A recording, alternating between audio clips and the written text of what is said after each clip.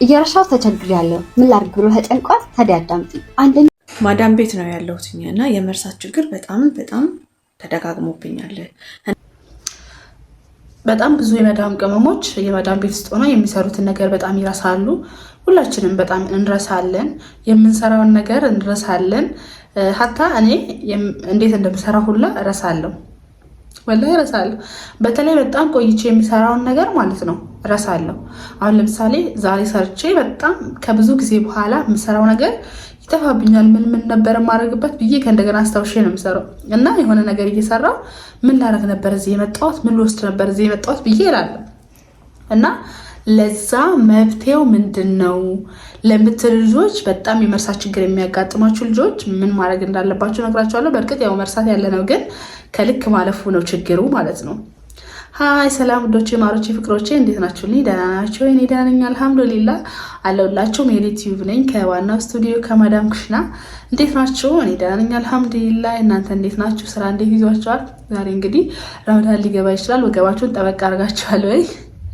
ያው ግዴታዬ ነው ማስታወስ እናንተን እና እኔ ከኛ የማዳም ጓሞች ካልተተዋወስን ማን ሊያስታውሰን ነው?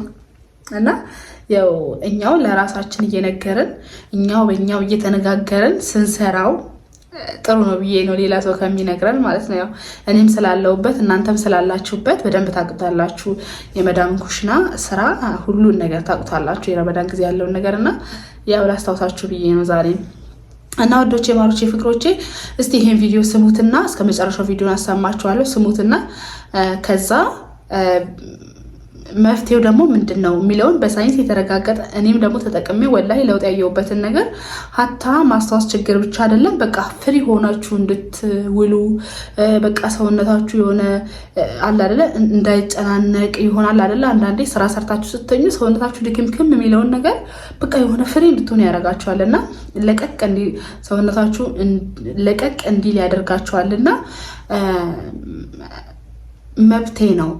በእርግጥ ያው መጨናነቁ ነው በጣም የመርሳት ችግርን የሚያመጣው። ግን ደግሞ አለ አይደለ አንዳንድ ነገሮችን በመጠቀም እና ጭንቀቱንም በመጠን በማድረግ እንደዛ ራስ ማሻሻል ስለሚቻል ውዶቼ፣ ማሮቼ፣ ፍቅሮቼ ምን ማድረግ እንዳለባችሁ ነግራችኋለሁ። እኔም የተጠቀምኩት ነገር ነው። ስለዚህ ቪዲዮውን መጀመሪያ ላይ ያሰማኋችሁን ቪዲዮ እስከ መጨረሻው ድረስ አሰምቻችሁ ከዛ ተመልሰን እንገናኛለን። ቪዲዮን ስሙት። ማዳም ቤት ነው ያለሁት እና የመርሳት ችግር በጣም ተደጋግሞብኛል እና ምን ማድረግ እንዳለብኝ አላውቅም። የምታዘኝን ነገሮች አልሰራም እና ያስቀመጥኩትንም እቃ አስቀምጪ ያለችኝንም ነገር ደግሜ ያላነሳውም የት እንደማስቀምጠው የት እንደማደርገው አላውቅም እና በጣም ጨንቆኛል። እሷ ደግሞ በዛ እያለችኝ ነው። አሁን ዛሬ ስራ አላት ማዳማው ማለት ነው።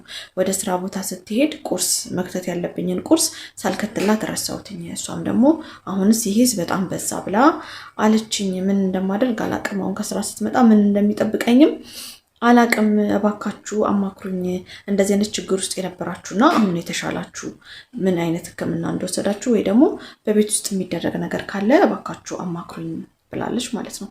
እና ከምታውቁት ነገር አንጻር እባካችሁ አማክሯት። ከባድ ነው በጣም። እኔም እረሳለሁ እኮ ሁላችንም እንረሳለን አብዛኛውን ጊዜ፣ ግን እኔ እንጃ የዚህን ያህል ግን አይደለም። እና ያላችሁ ሀሳብ ውስጥ የተስቀምጡላት ምን ማድረግ እንዳለባት ቤት ውስጥ ልታደርገው የምትችለው ነገር።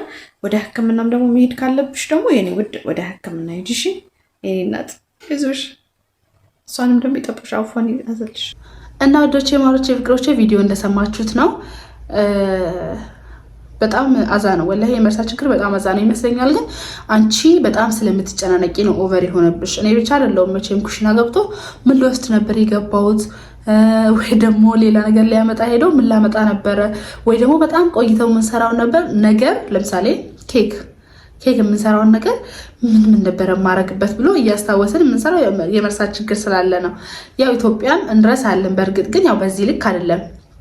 እና ወዶቼ እሱ ምንድነው አረንጓዴ ሻይ፣ ያው ይሄኛው እንትኑ ብርጭቆ ነጭ ስላልሆነ በደንብ አይታይም፣ ግን ነጭ ውስጥ ማድረግ ነበረብኝ አላሰብኩትም። እና ይሄው ሻይ ቅጠሉ ላሳያችሁ። ይሄው ሻይ ቅጠሉ ይሄ ነው። አረንጓዴ ሻይ ላይ ይታያል። ግሪን ቲ ማለት ይታያል። እዛ ጋር ተገልብጦ ስለታየኝ ነው እኔ እንዲህ አረ እንዲህ ነው ይታያል ብዬ አስባለሁ። ያ እና ውዶቼ ማሮቼ ፍቅሮቼ ይሄን አረንጓዴ ሻይ ተጠቀሙት። ጧጧት ቁርስ ከበላችሁ በኋላ ወይ ደግሞ ቁርስ ሳትበሉ በፊት በደንብ ጠጡት፣ አፍልታችሁ ጠጡት። ቀረፋን ብታረጉበት አሪፍ ነው። የሻይ ቅመም ማለት ነው። ቀረፋ ነው ቁልፉድ ቀረፋ ብታረጉበት በጣም ጥሩ ነው የሚሆነው እና ወላሂ ሁሌ ተጠቀሙት። እነሱ አሁን አረቦች ቤት አይጠፋም። እነሱ ውፍረን ለመቀነስ ነው የሚጠቀሙት። እንዳታ በዚህ አጋጣሚ እና እነሱ ውፍረን ለመቀነስ እና ቦርጫቸው ምናምን ለመቀነስ ነው የሚጠቀሙት። በእርግጥ ግን ለዚህም ስለሚጠቀም ተጠቀሙት እና ከዶክተር በተረጋገጠ መረጃ ምን ጥቅሞች እንዳለው አሰማችኋለሁ። ቪዲዮ እስከ መጨረሻው ስሙት።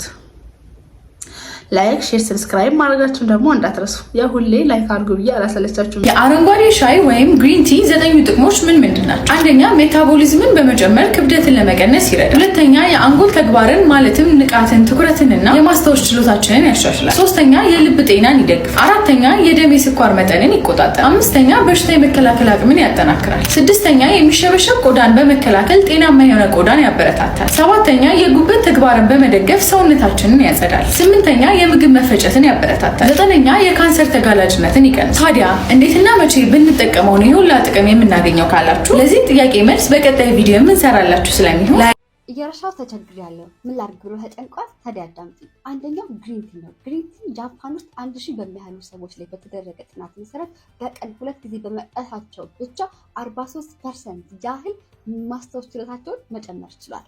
ሁለተኛው ቡና ነው። ቡና በቀን 3 ጊዜ ሆነ 2 ጊዜ ካለ ስኳር ከምንፈልገው ነገሮች በፊት ብንጠቀም የማስታወስ ችሎታችንን እንደሚጨምርልን ተናግሯል። ሶስተኛው ነገር ደግሞ የመጨረሻው ውሃ ነው። ውሃ ወሳኝ ከመሆኑ የተነሳ አእምሯችን በትክክል የደም ዝውውሩን ማካሄድ እንዲችልና ብሬናችን በቀጥታ ትዕዛዝ እንዲያስተላልፍ በማድረግ የማስታወስ ችሎታችንን እንደሚጨምር መረጃዎች ያመላክታሉ። እነዚህ ነገሮች በመጠቀም የሚነሳ ችግሮችን መቀነስ ይችላሉ ብዬ ነው። እናወዳችኋለሁ። ባይ